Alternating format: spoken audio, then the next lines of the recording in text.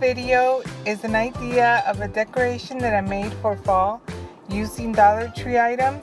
It's a DIY 3-tier pumpkin porch sign, and I used the poster board from the Dollar Tree, and the vase I also bought it there. I think I bought it last year.